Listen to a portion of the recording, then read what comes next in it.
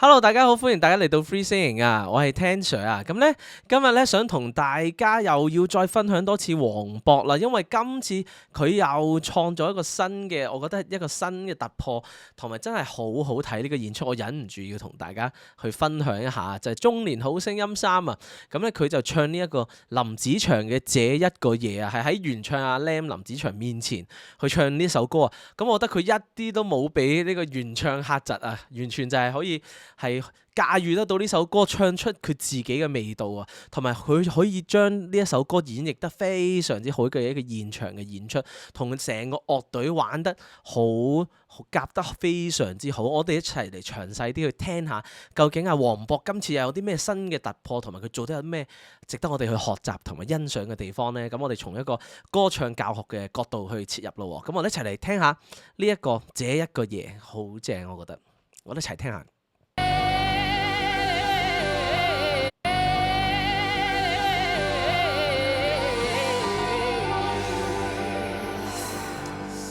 哦，這一個夜，有一個人坐於窄巷，呆望門窗，兩手奏着吉他歌唱，吉他歌唱，腳邊一隻。哇，好調皮喎，好唔一樣啊個感覺。哇！這一個夜，那一個人，眼眶裡面藏着回聲，吉他線上滲出了愁，歌聲帶涼，他一再唱。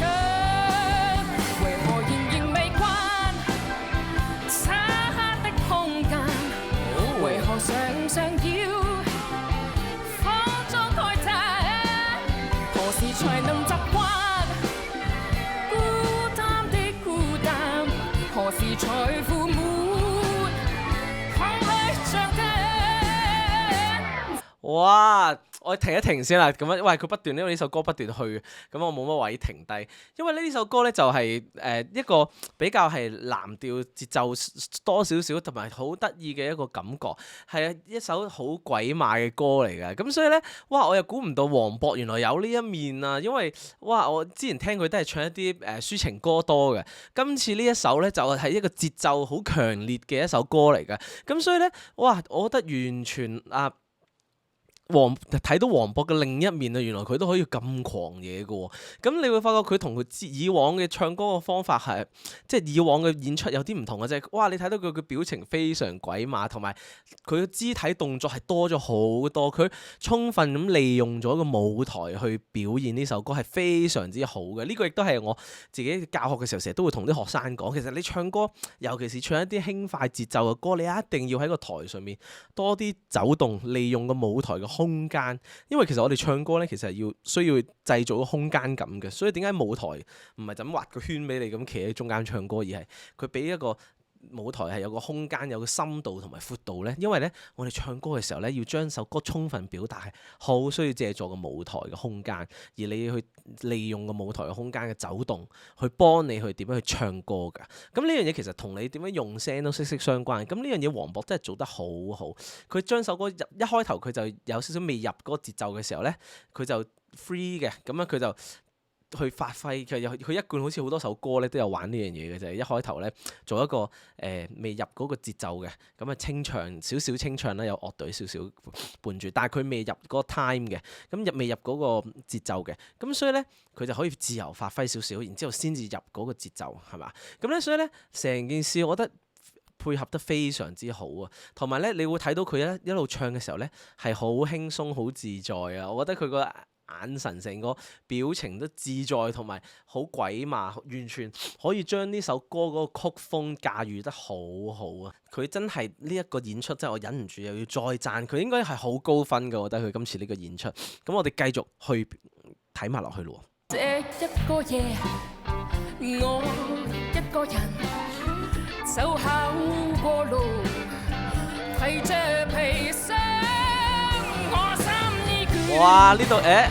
卻奔向前。停一停先，呢度嗰個我心已倦嗰個嗱，當然我而家呢個做法未係完全係啱㗎啦，但係咧佢用咗一個我哋叫做即係可以話叫做滾喉啊嘅方法啊，其實係一個好多時你唱搖滾嘅時候會用嘅，因為呢首歌其實佢而家呢個改編其實嗰個編曲都比較行一啲嘅，即係比較強烈一啲嘅個節奏咁啊，所以咧成件事咧佢就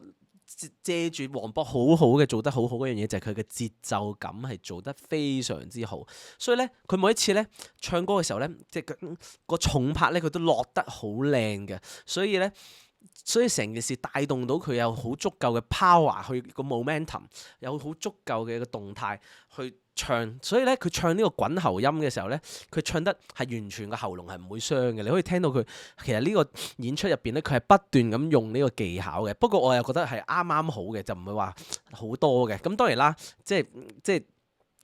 都要有呢個能力去做先得嘅。如果唔係，你好容易會傷喉嚨嘅。呢個就係一個其中嘅，哇！好驚豔到我啊！因為之前都從來冇聽過黃渤唱呢一類型嘅歌，亦都冇聽過佢用呢種技巧去唱。我估唔到原來佢都可以做得到呢樣嘢，仲做得非常之好添啊！所以咧，呢個滾喉嘅技巧咧，呢個非常好。但係咧，大家記住喎，練嘅時候唔好立亂就咁模仿嗰個聲。其實你係要配合埋嗰個節奏感，利用嗰個重拍、嗰個打擊、嗰個衝力去唱嘅。咁所以咧，要練好呢啲咁嘅技巧咧，發聲技巧咧，其實唔係淨係發聲技巧咯，其實要好着重每一首歌嗰個曲風、節奏感係咪嗰樣嘢嚟嘅？即係其實有時呢啲技巧咧唔可以夾硬加落去，係好多時候要就翻個歌曲嗰個 groove 嗰個律動咧去做嘅。所以但係佢呢樣嘢佢真係做得好自然啊！佢自然到即係我係。spot 嚟講俾大家聽嘅，但係其實我聽落去嘅時候，我冇特別覺得佢係用緊一個技巧，佢係好自然咁流露出嚟。咁我覺得呢樣嘢都係好好，同埋我想講佢好知道自己唱緊啲乜嘢。佢每句歌詞其實係卻奔向前，佢真係好知道自己唱緊啲乜嘢去唱，而唔係純粹係當係一個即係去 show off 咯。佢係真係好享受喺首歌入邊，佢每一句歌詞唱嘅時候都係有語氣嘅。咁我覺得佢嘅語氣感亦都做得非常之好啊！咁我哋一齊聽埋落去啦，好好聽，好正，同埋我估唔到佢可以咁奔放嘅舞台嘅走動，非常之好睇呢個演出。跟他對唱，跟他去唱。我哋老師有 piano。哇，好 high 啊！哇，啲樂隊老師全部都好犀利，正。嗱，你睇到佢咧，呢度唱嘅時候，佢係跟住個舞步，跟住個颱風嗰個節奏，係跟住個節奏去喐嘅，佢唔係亂咁喐嘅喎。其實呢個亦都係要大家學習嘅地方。哇 ，yeah！ 佢成件事，佢包括佢而家講嘢嗰個 part 咧，其實佢都好似唱緊歌咁嘅，所以非常之正。當然啦，樂隊老師功不可沒嘅，佢玩得非常之好。你睇到佢一路都喺首歌嗰個速度、嗰個節奏入邊，佢冇出過嚟。嗱，佢又有做到個滾喉啦。但佢係哇，不中慨嘆 ，yeah，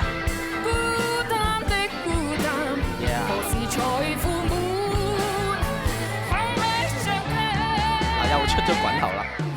但我覺得 OK 嘅。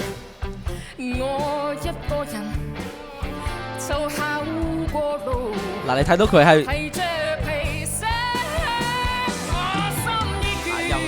我心已倦啊！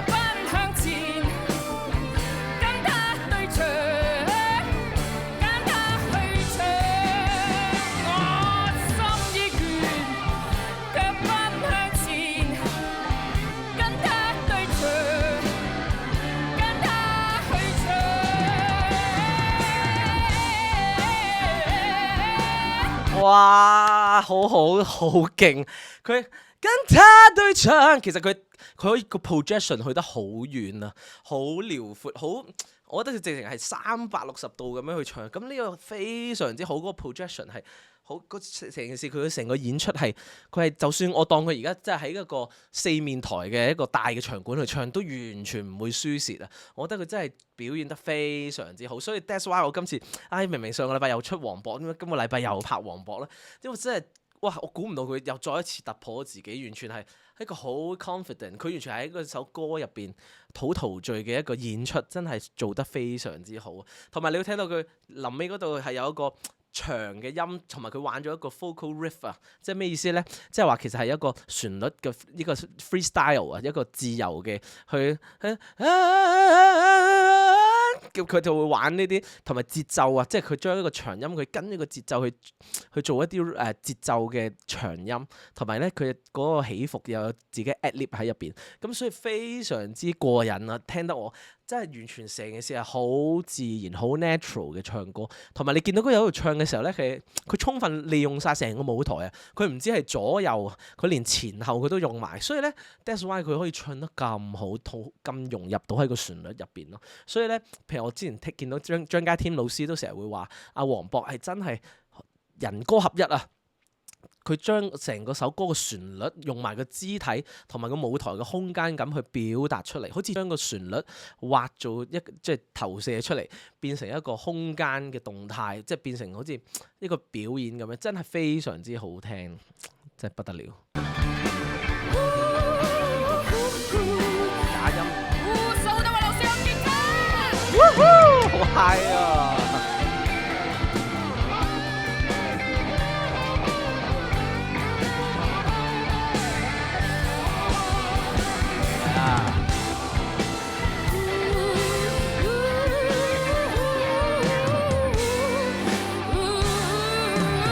睇到好多 ad-lib 啊！呢度，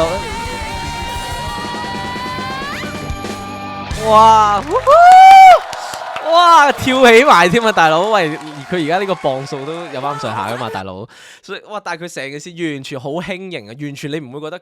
佢好多做多啊，佢完全所有嘢都係喺首歌入邊去完成嘅。所以咧，佢所有嘅 ad-lib 啊，所有嘅台風啊 even 佢最後尾嗰個跳，其實所有嘢都係 well planned，同埋同個樂隊係夾得非常之好，每一個動作，每一個舉手投足都做得好好，好似佢用緊每一個細胞去唱歌咁樣，真係唱得非常之好。咁呢個真係好值得大家，尤其是大家如果中意唱一啲有節奏感啊、律動感比較 groove 比較強嘅歌咧，絕對係要即係可以向阿黃渤多多學習啊！哇，我覺得真係唱得非常之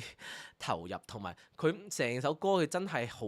表達到嗰個歌詞嘅出嚟啊！所以哇，我真係會俾滿分咯！呢個真係完全係教科書級嘅一個演出嚟嘅。咁啊，估唔到黃渤係完全可以有另一面啊！即係因為之前聽佢真係好多歌，嘅佢基本上佢出係唱抒情歌為主、慢歌為主嘅。但今次佢唱呢個 upbeat 嘅歌，咁樣哇，非常之好，又有少少搖滾味，同埋佢成件事佢又着咗一個即係皮褸咁樣，成件事比較搖滾個味道，同埋佢用咗好多嘅技巧，但係又將嗰啲技巧好自然咁融入咗喺個節奏感同埋旋律入邊，所以唱出嚟嘅效果非常之自然，同埋佢仲要同其他樂隊老師一路嗰個互動，嗰個成件事係啱啱好嘅，所有嘢做得冇完全係好似即係我覺得佢完全好似係開緊演唱會咁樣啦！哇，希望即係我就喺呢度咧，我都好恭喜黃渤啊！我希望佢好快有機會去開佢自己嘅演唱會啊！咁啊，希望到時有機會我都可以喺現場睇。咁我真係覺得非常之好感動，好戥佢開心啊！我覺得佢完全係突破咗自己可能之前嗰種冇自信啊嘅個框架，即係佢自己即係喺台上面可能有少少驚青啊，或者可能佢明明其實都唱得好好嘅，但係佢有時會有一種一開初頭嘅時候會俾人一種感覺，即係節目初期嘅時候會俾人一種感覺，好似佢會有少少唔係好肯定嘅，即係佢唱得好好嘅，但係你會 feel 到佢內心會有一種好唔係好肯定啊，又有少少即係懷疑自己嘅。但係你睇到佢今次呢一個演出，完全就係一個好 firm、好投入、好佢忘記咗自己啦，所以佢已經唔會再有嗰個驚青或者自卑嗰個感覺喺入邊，完全真係一個好好嘅 performance。希望佢一路之後咧，一路 keep 到起碼要即係呢個咁樣嘅自信啊！咁我覺得好恭喜佢嘅。咁啊，好好聽啊，好好聽啊！咁啊，希望大家透過頭先我嘅分析啦，咁樣當然多啲讚賞下啦，即係俾鼓勵黃渤啦，同埋希望大家咧亦都可以咧，如果中意唱歌嘅朋友啦，尤其是可能你有時候又會唱呢啲咁嘅節奏感嘅歌咧，就可以學習佢多啲啊！即係佢唱歌嘅時候嗰種，哇嗰個空間感啊，點樣去利用個舞台啊，嗰個動態，即係自己走動啊，去幫佢唱歌呢樣嘢真係，尤其是去參加歌唱比賽嘅朋友咧，可以多多留意啊！即係自己去唱一啲節奏感嘅歌嘅時候，可以參考下佢嗰個